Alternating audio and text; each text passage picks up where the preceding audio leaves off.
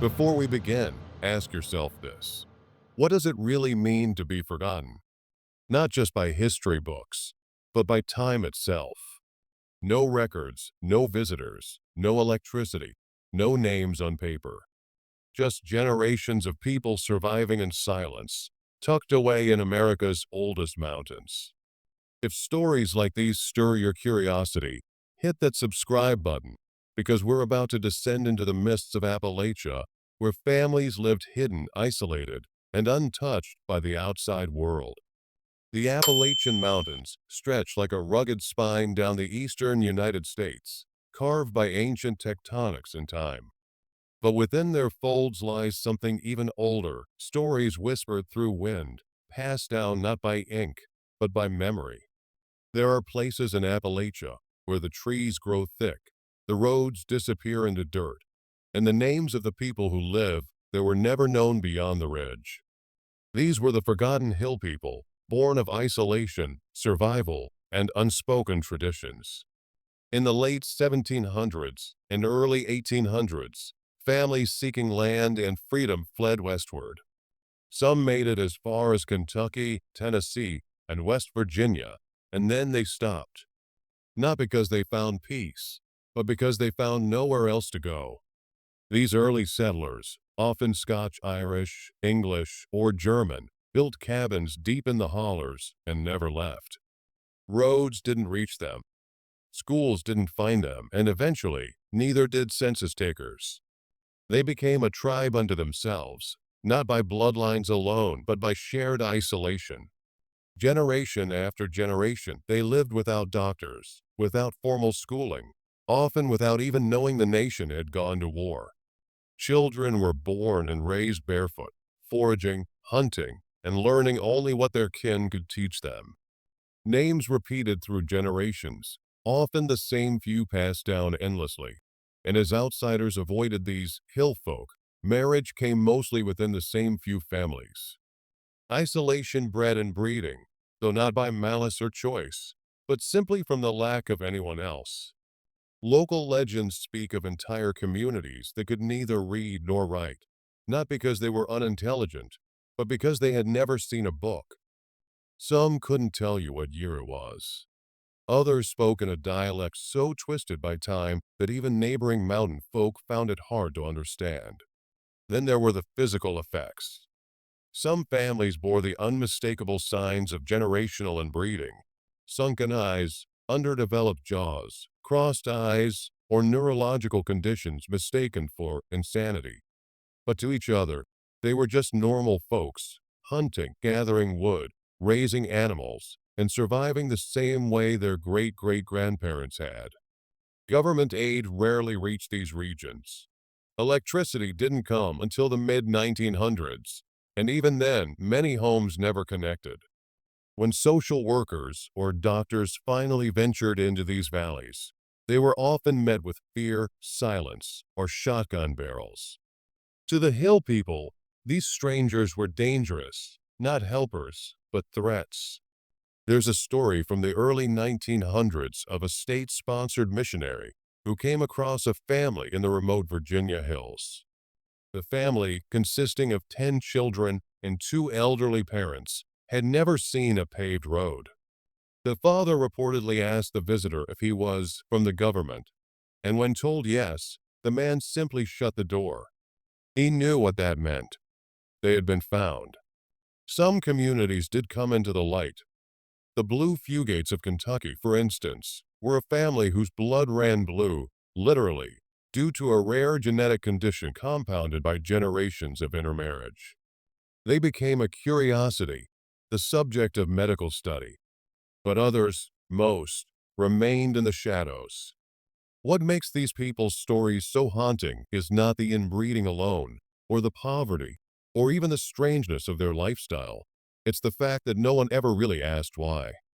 Why were they isolated? Why were they abandoned? Why did no one come sooner? By the mid-20th century, the government began building roads, offering welfare programs, forcing schooling, and with that came change. Many families moved to cities. Others refused and disappeared deeper into the mountains. Today, their descendants might live among us, or they might still be hidden, unknown, unnamed in the last untouched corners of Appalachian wilderness. But make no mistake, they are real. Their story isn't folklore. It's a very American reality that not everyone got included in progress, that some communities were left behind, not just economically, but historically. And the saddest truth of all, most never asked to be remembered. They only asked to be left alone. As modern America marched forward, paved highways, electric lines, television antennas, it did so unaware that in its shadow, people still lived in 19th century time warps. But by the 1950s, the presence of these forgotten hill communities was becoming too difficult to ignore. Reports began surfacing in local papers of mystery families living in hollers where children had never seen a doctor, where entire generations had never stepped inside a school. The government called them isolated, but that word barely scratched the surface. In the deep recesses of eastern Kentucky and West Virginia, entire clans lived without contact beyond their nearest kin. And because of this, something else began to emerge. Entire genealogies began looping in on themselves. Cousins married cousins, sometimes uncles to nieces, not out of deviance, but desperation.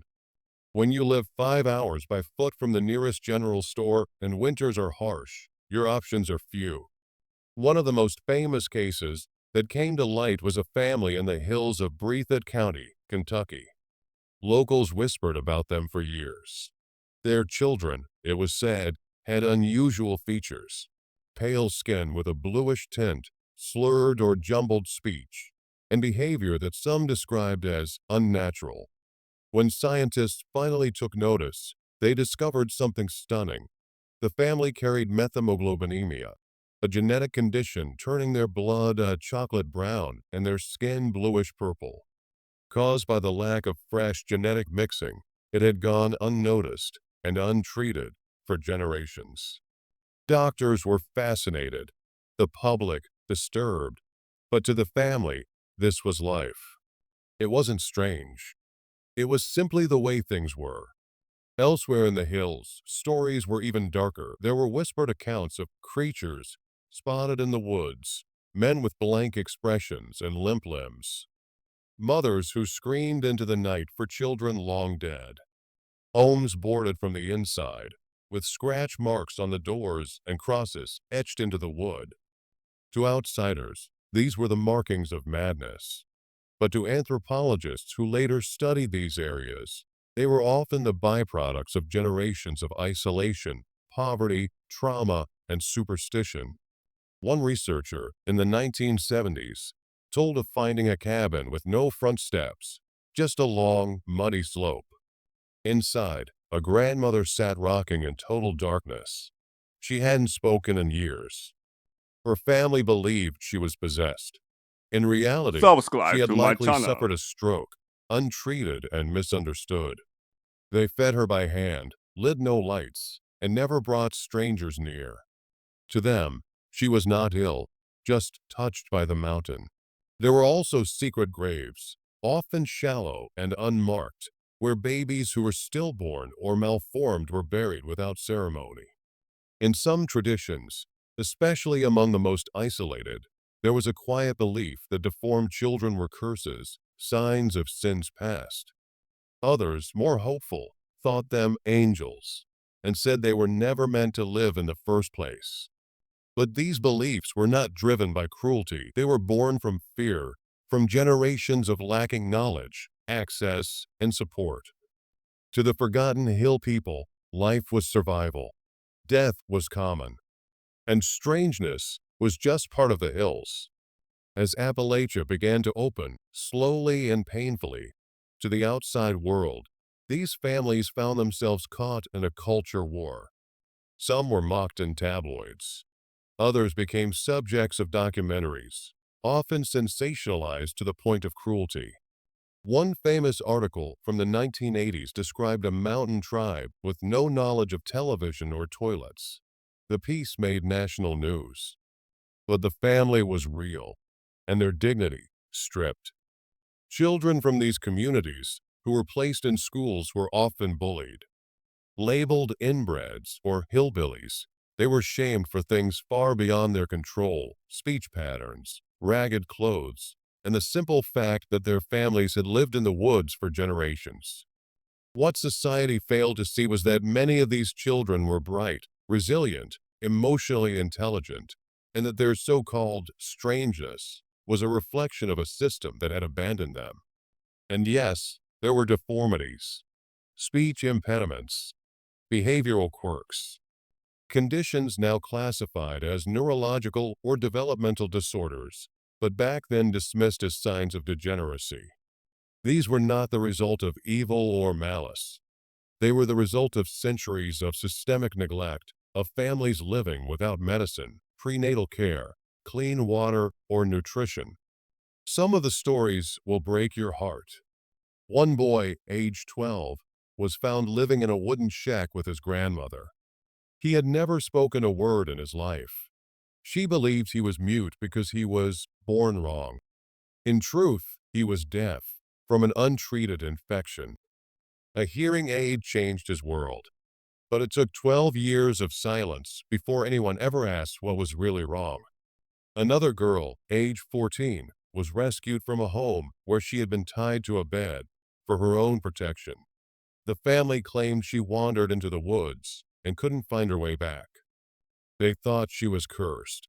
Medical teams discovered she had a rare form of epilepsy, easily treatable, but left unchecked. It had left her with dozens of micro seizures a day, each causing confusion and disorientation. In another world, she might have been a writer or teacher. In the hills, she was a prisoner of misunderstanding. Today, some of these communities still exist, though far fewer and more connected than before. But their stories are not gone. The Whitaker family, for example, known from viral documentaries, became infamous not because of their behavior, but because their lineage reflected a brutal, overlooked truth.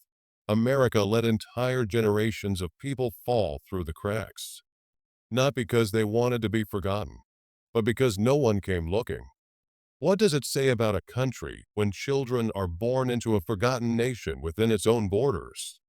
What does it say about our past when the so-called hillbillies we mocked for so long were simply survivors of a long, invisible war, one of class, of access, of memory? The truth is, the forgotten hill people of Appalachia weren't strange. They were resilient. They were abandoned, but never broken.